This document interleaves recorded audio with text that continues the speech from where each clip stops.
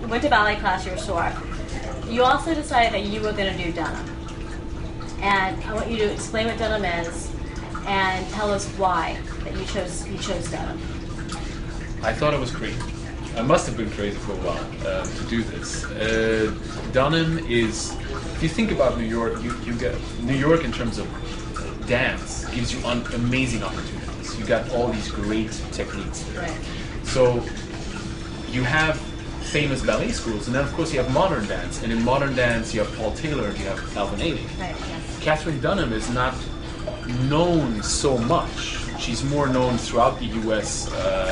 Than she's known in New York. But Alvin Ailey trained in Dunham as well, and he actually took classes from Ned Williams, who is, I think he's over 80. He's a legend now. I don't know how old he is, but he's old. But he's in better shape than most of us, and he's crazy. But he is an amazing instructor.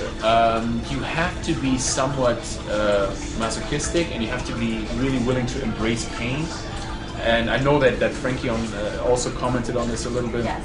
There's something about Dunham is, the history is this. Katherine Dunham, being black, was denied because of her body the traditional route of Russian or French ballet, because they all have to have a shape like this, and they're very skinny, and most dancers don't. So she couldn't get into the traditional ballet school, so she turned it around and said, you know what, I'm going to develop my own technique. Founded in ballet, so there's a lot of emphasis on ballet, but also a lot of emphasis on the African roots of dance, and that's where dance came from. That's where all dance came from. It was there before ballet and the Enlightenment in Italy and in France. So ultimately, this is the birthplace of dance and rhythm. So the African bell patterns and rhythm structures are much more complicated than any Western culture could ever understand. So Katherine Dunham embraced that African movement and developed movements, body movements that were bringing out all these structures. And it's very, very taxing. It's very technical, but it combines those two things. It's almost, if you want to think about rumba in Cuba, and which also developed or came from Africa, obviously, and ballet techniques. So there was a fusion. She developed it. There's in the Library of Congress an amazing series of videos with interviews that Katherine Dunham gave. I think she died when she was 90 something, so she lived a very long life and was very, very successful. Now Ned Williams is one of her disciples, and he's now in his 80s, and he's still taught and still teaching. And I did this for about a year or so, heavily, a couple of times a week. It was very, very painful, but it showed me a lot of movements in my body that I had no idea before that they existed, and techniques that could be incorporated into salsa. Now Dunham is very grounded, it's very rooted into like the down motion, whereas ballet is releve and you're up. How did you merge those two? And yeah, let's just start there. How did you merge Dunham and ballet? Well, let's come up with the first difficulty. Why on earth is Baila Society trying to do that? So the first thing that we tried to do was, and that gets later into the salsa aspect of it, do you stay true to the roots and the street character that this dance has, the grittiness, because salsa in its core also was developed in New York City, really. If you don't count Celia Cruz back in Cuba doing more musical kind of style. After the Cubans left and came to Miami and came to New York and LA, New York was the birthplace, and it was gritty, and it was ugly, and it was dangerous. So the sound and the dance was very aggressive, and that's where the street culture of this dance comes from, which is a beautiful, beautiful thing that needs to be preserved.